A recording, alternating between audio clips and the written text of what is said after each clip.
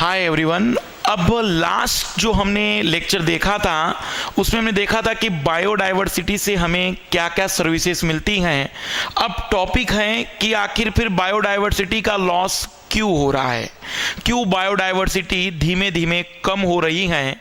तो जनरली हम अगर बात करें कॉजेस फॉर बायोडाइवर्सिटी लॉस, तो ये दो टाइप के कॉजेस हैं। पहला है नेचुरल और दूसरा है ह्यूमन मेड। नेचुरल मतलब जो चलते ही रहते हैं, हम कहें कि जब ह्यूमन बीइंग नहीं था तब भी वो थे और उनकी वजह से ही चेंजेस हमने देखे हैं इस अर्थ पर। जो नई स्पीशीज आई और पुरानी स्पीशीज चली गई, जैसे डायनासोर कंप्लीटली खत्म हो गए, तो उसमें कोई ह्यूमन मेड कॉजेस तो रहेगा नहीं। वो जो बायोडाइवर्सिटी लॉस हुआ उसके लिए रिस्पॉन्सिबल नेचुरल कॉज थे। तो जनरली नेचुरल में कौन कौन रिस्पॉन्सिबल है जिनकी वजह से बायोडाइवर्सिटी लॉस होती है, तो उसमें पहला फैक्टर है अर्थक्वेक। जब भी भूकंप आता है तो इस भूकंप की वजह से किसी जगह पर जब क्रस्ट कंप्लीटली चेंज करते अपने फॉर्म को, तो इस केस में कई स्पीशीज खत्म हो जाती हैं।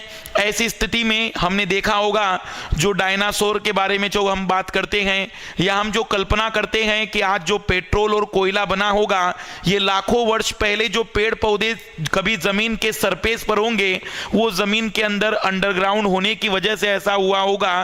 तो अर्थक्वेक एक बड़ा रीजन है जिसकी वजह से बायोडाइवर्सिटी लॉस होती है। लेकिन जो अर्थक्वेक की वजह से लॉस होगा हम उसे नेचुरल लॉस कहेंगे। बट नेचुरल लॉस जब भी होता है तो नेचर उस लॉस को वापस रिकवर करती है नई कुछ स्पीशीज को फॉर्म करके। बट ये इतना फास्ट या इतना बड़ा डेंजरस नहीं माना जाता है जितने की ह्यूमन मेड कॉजेस रहेंगे। Second, landslide. कहीं पर अगर कंप्लीटली आपका माउंटेन रीजन टूट जाता है, बिखर जाता है, तो उस एरिया में जितनी भी प्लांट और ऑर्गेनिज्म होते हैं, एनिमल स्पीशीज होती हैं, कभी कभी वो कंप्लीटली फिनिश हो जाती हैं। और अगर वो स्पीशीज उसी एरिया की थी तो अब वो इस पूरे संसार से समाप्त हो जाती हैं, एक्सटिंक्ट हो जाती है। मतलब हम कहें कि अर्थक्वेक आने पर, लैंडस्लाइड आने पर, फ्लड आने पर, इनकी वजह से कभी भी आप देखेंगे कि लॉस जो होता है एनिमल और प्लांट दोनों स्पीशीज का होता है। बट अगर हम देखें लेक ऑफ पॉलिनेशन, ये थोड़ा सा स्पेशल घटना है। लेक ऑफ पॉलिनेशन, याद रखिएगा, लेक ऑफ पॉलिनेशन का मतलब जो लिया जाता है, यहां पर जब मेल गैमेट्स फीमेल गैमेट्स से मिलता है तो उस सिचुएशन में नई जनरेशन बनने के लिए सीड बनता है। मैं पॉलिनेशन बता दूं आपको, जो फ्लावर होते हैं उनमें होता है एंथर, जिसे कहते हैं मेल गैमेट्स। ये जो मेल गैमेट्स होता है, जैसे हमने लास्ट टाइम आपको बताया था, फीमेल गैमेट्स तक किसी एजेंट के द्वारा ये पहुंचता है। तो अगर वो एजेंट ना हो तो मेल गैमेट्स की फीमेल गैमेट्स से मीटिंग नहीं होती और फाइनली ये होता है कि वो स्पीशीज अपनी नेक्स्ट जनरेशन नहीं बना पाती।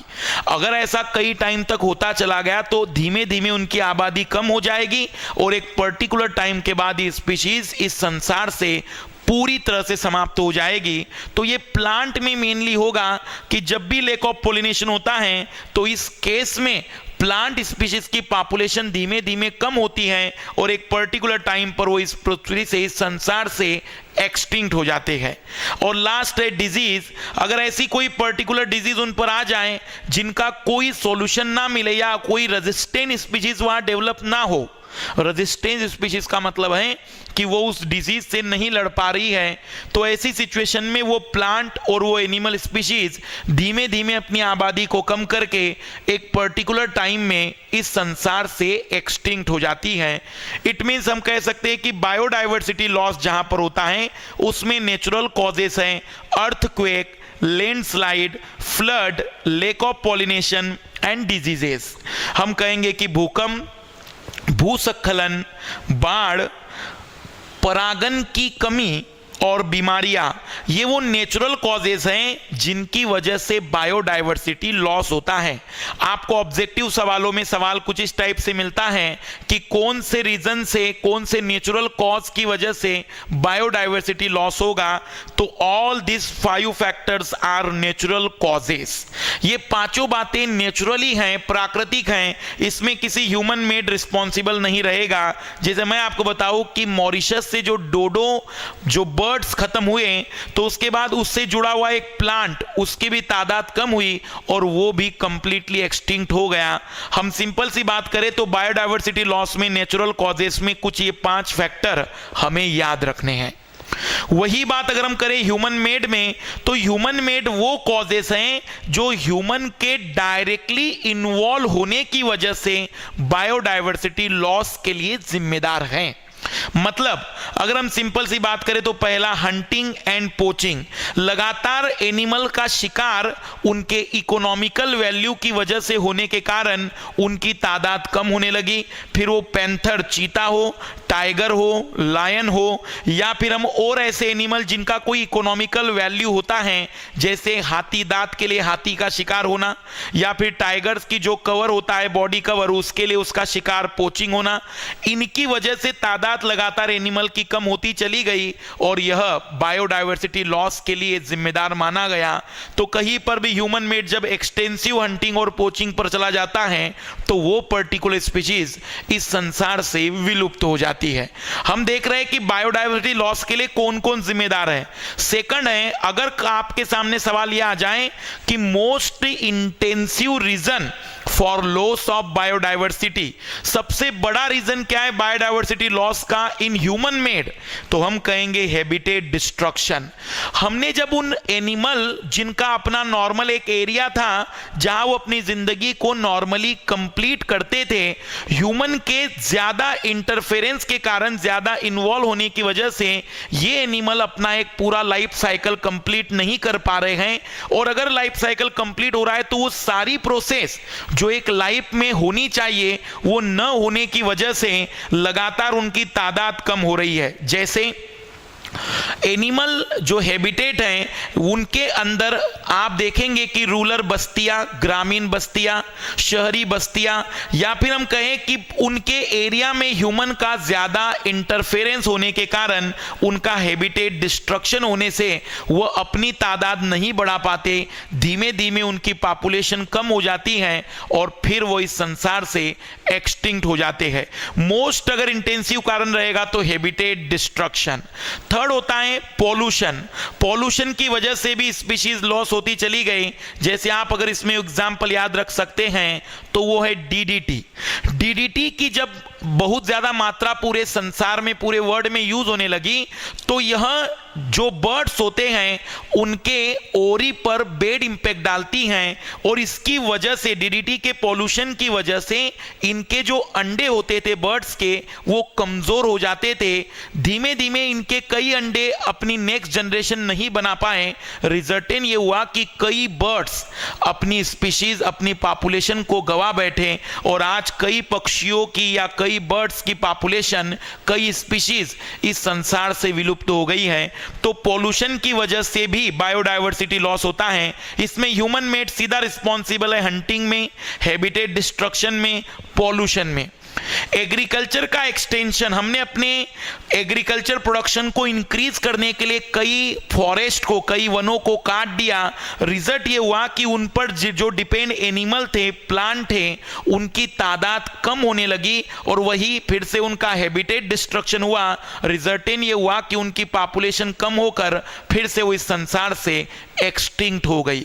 मतलब बायोडायवर्सिटी लॉस में एग्रीकल्चर का विस्तार जब हुआ तो रिजल्टेंट आपने कहीं ना कहीं किसी न किसी एनिमल के हैबिटेट को डिस्ट्रक्ट किया, जिसकी वजह से वो अपने आप को इस संसार में मेंटेन नहीं कर पाया। फिर हम कहेंगे कि अनकंट्रोल ग्रोथ ऑफ पॉपुलेशन, जब किसी भी इकोसिस्टम में कोई पर्टिकुलर एक स्पीशीज डोमिनेंट हो जाए तो वो धीमे धीमे बाकी स्पीशीज की पॉपुलेशन को कम कर देती हैं और इस समय पूरे अर्थ के इकोसिस्टम में सबसे ज्यादा डोमिनेंट ह्यूमन बीइंग रहा, जिसकी वजह से इसकी पॉपुलेशन बढ़ने के कारण लगातार इसने बाकी एनिमल पर अपनी डिपेंडेंसी और बाकी एनिमल की जो पॉपुलेशन है उसे कम करना स्टार्ट किया। रिजल्टेंट ये हुआ कि कुछ वर्षों के बाद वो पॉपुलेशन भी अर्थ से एक्सटिंक्ट हो गई। और most important, insertion of foreign species अगर कहीं पर विदेशी प्रजाति आ जाती है, मान लीजिए कोई ऐसा इकोसिस्टम है जहां कोई फॉरेन स्पीशीज आई और वो इतनी डोमिनेंटली बढ़ गई कि उसने उस इकोसिस्टम के बाकी ऑर्गेनिज्म को ग्रोथ करने नहीं दिया, तो धीमे धीमे इस फॉरेन स्पीशीज की वजह से बाकी स्पीशीज की पॉपुलेशन कम हुई और एक पर्टिकुलर टाइम के बाद वो इस संसार से एक्सटिंक्ट हो गई। जैसे कई हम कहते हैं कि विदेशों से आया हुआ हमारे जो देश में गाजर घास है, पार्थेनियम है, उसकी वजह से हमारे यहाँ पर कई ग्रास की वेराइटीज लॉस हो गई, एक्सटिंक्ट हो गई। ये जो जलकुंभी पौधा आया, इसने भी हमारे प्लांट या एक्वेटिक इकोसिस्टम की कई स्पीशीज को खत्म कर दिया, एक्सटिंक्ट कर दिया। मैं आपको शॉर्ट में दोहरा दूं तो बायोडायवर्सिटी लॉस जब हम पढ़ते हैं तो ये दो टाइप का होता है, नेचुरल और ह्यूमन मेड। नेचुरल होगा अर्थक्वेक, जितनी भी नेचुरल प्रोसेस है, landslide, floods, lake of pollination and diseases. जबकि ह्यूमन मेड की बात करें तो हंटिंग एंड पोचिंग, शिकार, हैबिटेट डिस्ट्रक्शन, उनके आवास का विखंडन, पोल्यूशन, प्रदूषण, एक्सटेंशन ऑफ एग्रीकल्चर, कृषि का विस्तार, अनकंट्रोल ग्रोथ ऑफ पॉपुलेशन, जनसंख्या की अत्यधिक वृद्धि, और सबसे लास्ट में इंसर्शन ऑफ फॉरेन स्पीशीज। क्या ये बात क्लियर हो रही है सभी को? अब हम आते हैं कि अगर लॉस हुआ है तो कहीं ना कहीं कंजर्वेशन भी होगा। तो हम देखते हैं कि बायोडायवर्सिटी का कंजर्वेशन कैसे होगा।